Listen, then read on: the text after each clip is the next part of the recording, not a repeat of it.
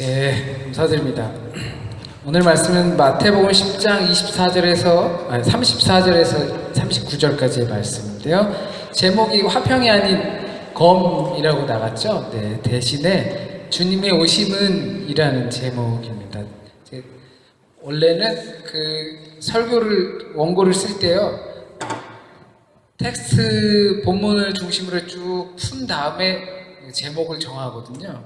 근데 제목을 맨 나중에 정하는데 오늘 본문 말씀에 그 제목이 그냥 워낙 화평이 아닌 검을 주러 오셨다라고 딱 너무 강하게 나와 있어서 제목 먼저 정하고 원고를 쭉 썼는데 보니까 제목이 어울리는 것 같지 않아서 고쳤는데 주보에는 안 고쳐지고 저만 고쳤네요.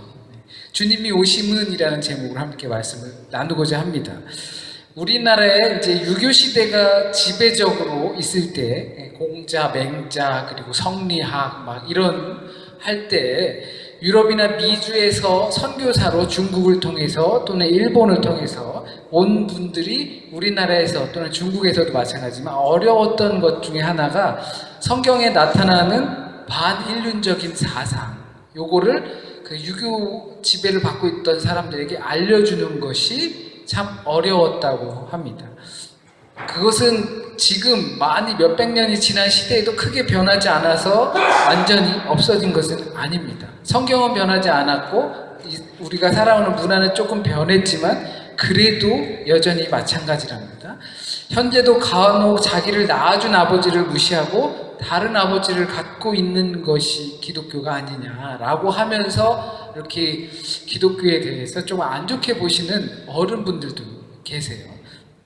그래서 처음 기독교가 조선이라는 땅에 도착하였을 때 이러한 문제로 조상에게 드리는 제사를 이제 먼저 카톨릭이 인정하면서 카톨릭에서는 이제 조상제, 흔히 말하는 제사죠. 이 제사를 드리는 것을 인정을 해주었죠. 그리고 개신교에서는 그거는 조금 그런 것 같아서 변형을 해가지고 흔히 추도 예배 또는 추모 예배라고 해서 기리고 이렇게 조상을 섬기는 건 아니어도 우리에게 신앙을 물려준 또 신앙의 토대가 될 수 있게끔 물려준 그 선조들을 좀 기념하며 이렇게 하는 예배로 조금 변형이 되었습니다.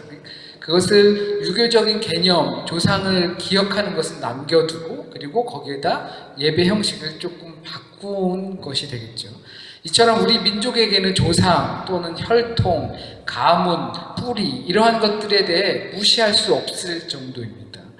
이러한 유교적 전통이 오래도록 뿌리 내려온 한국의 문화 속에서는 성경에서 말하는 신앙의 행위라는 것들이 가끔 볼 때 반인륜적인 것처럼 보일 수가 있습니다.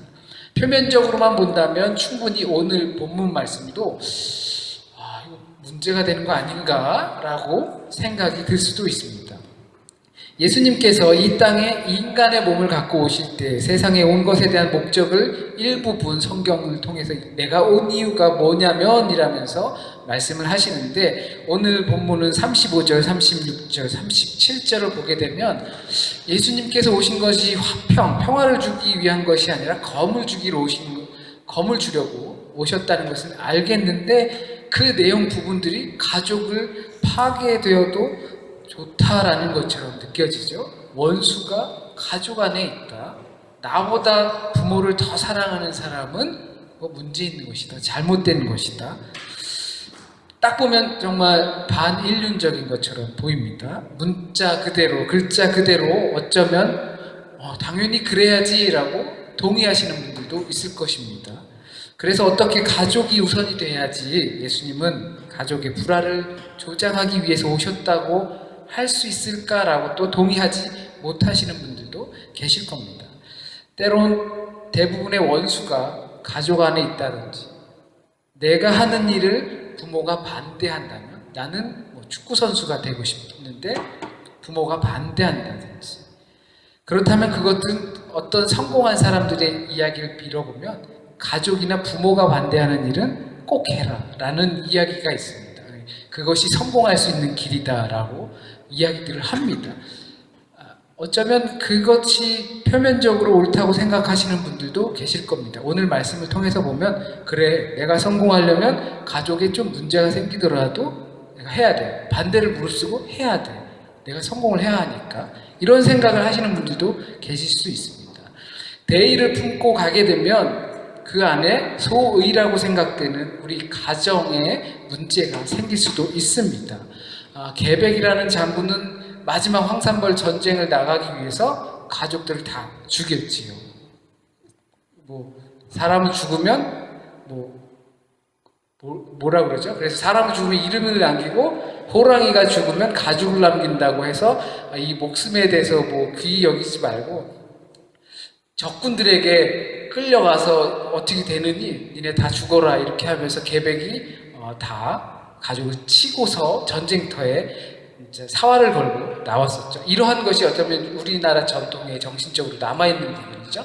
대의를 위해선 소위 쉽게 말하면 가족 같은 부분들이 희생될 수도 있다. 이런 의미에서 어쩌면 오늘 본문 말씀을 또 동의하시는 분들도 계실 겁니다. 그래 그렇게 생각해 보니까 그럴 수 있겠구나. 또는 어느 분들은 진리라는 문제로 인해서 진리라는 기준으로 봤을 때 예수님의 길 또는 예수님의 삶 또 그의 말씀과 그의 가르침이 참 진리이다.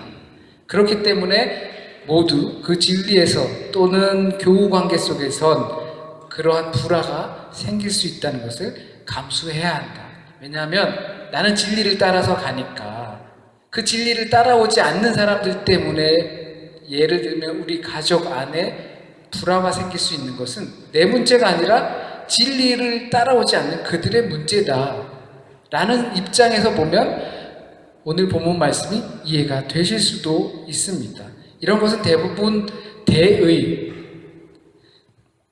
명분이라고 하는데 이 대의를 따르다 보면 작은 일들은 또는 문제가 생길 수도 있고 또 감수를 해야 한다는 입장에서 그런 입장 이 세 가지 관점에서 보면 오늘 말씀이 동의가 될 수도 있고 이해가 될 수도 있는 부분입니다. 그러나 오늘 본문의 초점을 34절에서 말하는 내가 무엇을 하러 온 줄로 생각하지 말아라에 초점을 두었으면 좋겠습니다. 예수님의 오심의 목적에 대한 자기 표현을 잘 보아야 할 것입니다. 예수님이 이런 방법으로 자기 표현을 간혹 해오셨습니다. 내가 무엇을 하러 온 줄 생각하지 말아라. 내가 율법이나 선지자를 폐하러 온 줄 생각하지 말아라. 대부분 자기 자신을 표현할 때 나는 누구며 나는 어디 사르며 나는 무엇을 하며 나는 무엇을 좋아합니다. 이런 식으로 긍정적으로 표현을 합니다. 그런데 예수님께서는 내가 이 땅에 오신 목적을 설명할 때 부정을 하면서 생각합니다. 내가 이렇게 하려고 온 것이 아니다. 오해하지 말아라. 착각하지 말아라. 이 표현은 아주 강력한 자기 표현입니다. 어느 분이 서로 소개를 받는데 소개팅을 한다거나 아니면 회사에 가서 내가 신입사원인데 학교에서 내가 신입생인데 자기 소개를 하는데 나는 이런 사람입니다. 이런 사람입니다가 아니고 여러분 나는 이런 사람이 아닙니다.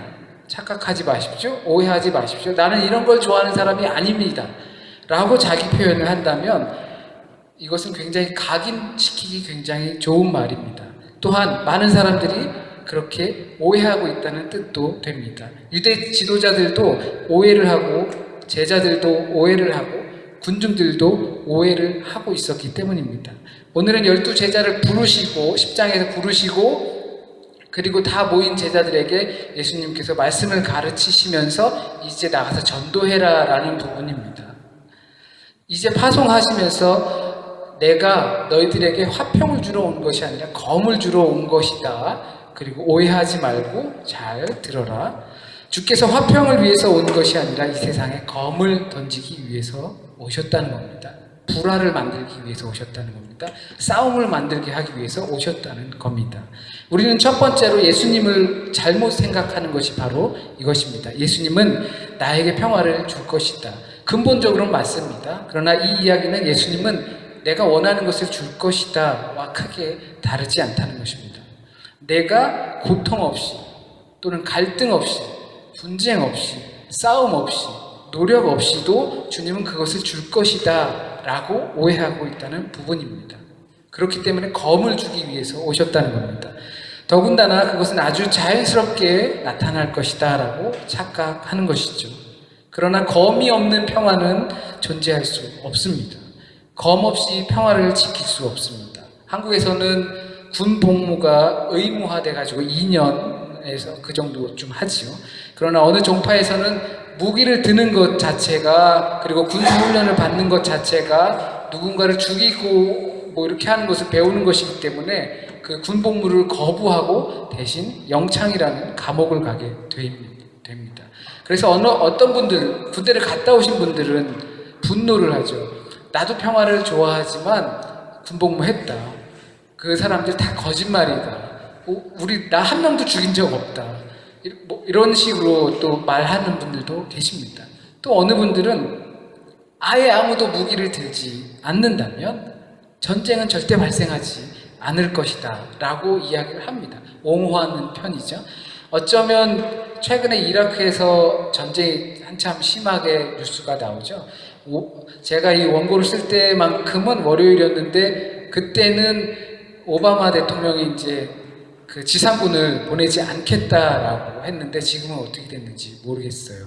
혹시라도 이 오바마 대통령이 이런 입장에서 그런 결정을 내린 건 아닐까, 그런 고민을 하는 것은 아닐까라고 생각도 그냥 혼자 생각을 해봅니다. 분명한 것은 칼과 총은 평화를 지킬 수 있는 중요한 수단이 됩니다. 그러나 그 칼과 총의 방향이 어느 쪽이어야 하는가를 잘 생각해 봐야 할 것입니다. 예수님은 자신을 잡으러 온 군사들에게 베드로가 칼을 휘둘러서 그 한 남자가 귀가 잘리게 되었습니다. 그래서 베드로를 꾸짖으시면서 그 사람 떨어진 귀를 붙여 주셨습니다. 칼로 행하는 사람은 칼로 망한다고까지 말씀하셨습니다. 이것으로 짐작하여서 볼 때 예수님께서 너희에게 내가 평화를 주려고 온 것이 아니라 검을 주기 위해서 왔다라는 것은 그 검이 어디에 쓰이는가라는 것을 분명히 알 수 있는 것입니다. 상대방을 찌르고 베는 데 쓰는 것이 아니라 내가 진리의 길을 가고 있으니까 그 길을 따라오지 않는 당신들 때문에 생긴 불화야. 그래서 우리가 지금 싸우는 거야. 그러니 내 검을 받아라. 이것이 아니라 치열한 자기 반성, 치열한 자기 다스림을 위해 그 검이 진리의 길을 가고 있는 사람들을 위해 사용되어야 한다는 것입니다. 내가 죽어야지, 내가 십자가를 져야지, 칼끝이 나를 향해야지, 그 반대가 되어서는 안 된다는 것입니다. 적어도 진리를 따라가는 사람이라면, 화평을 원하는 사람이라면 그 칼끝에 분쟁과 전쟁과 갈등과 싸움의 문제가 나를 반성하고 다스리기 위해서 사용되어야지 앞에 칼을 딱 향해 놓고 전진해서는 안 된다는 것입니다. 문어나 낙지 같은 종류는 덫에 걸리거나 그래서 자기가 위험이 따르게 되면 자기들의 다리를 다 포기하게 됩니다. 영종도에 놀러 간 적이 있습니다.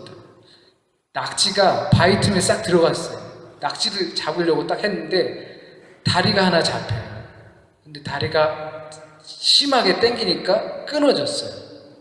그래도 그 낙지는 머리를 내놓질 않아요. 아마 하나밖에 다리를 못 뜯어 먹었는데 다리를 계속 당기면 그 문어랑 낙지의 특징은 다리를 잘라버리지 그 몸통을 주지 않습니다. 그러니까 우리에게 다리, 이런 것들이 내 가족이나 이러한 것이 아니라 나 자신의 못된 습성이나 반성해야 할 것, 고쳐야 할 것, 이러한 것들이라는 것입니다. 그것을 위해서 검을 사용하는 것이고 그 검과 전쟁, 갈등 또는 분쟁은 내 안에서 일어날 수밖에 없다는 것입니다. 팔다리가 달려서 천국에 들어가는 것보다 팔다리가 없는 상태로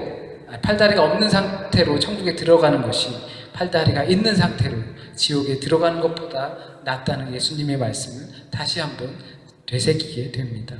진정으로 진리와 예수님의 생명 같은 길을 가려면 예수님처럼 자신을 십자가에 달아야 합니다. 자신의 나약함을 쳐야 합니다. 예수님 그 칼과 검을 자신에게 찌르셨습니다. 우리가 오늘도 성만찬을 함께 하는데요. 만일 주께서 그 검을 상대방을 향해서 겨누셨다면 우리 앞에 준비되어 있는 예수님을 기념하는 이 상은 아마 우리 곁에 있지 않을 것입니다. 예수님은 화평이 아닌 검을 주시기 위하여 오셨습니다. 그 검은 타인을 향한 것이 아닌 나를 찌르는 검입니다. 나의 치열한 전쟁으로 평화를 얻길 원하십니다. 몸소 보이신 그 평화의 길에 오늘 여러분을 초대합니다. 다 함께 찬양, 그가 오신 이유 함께 찬양하시고 성만찬을 하겠습니다.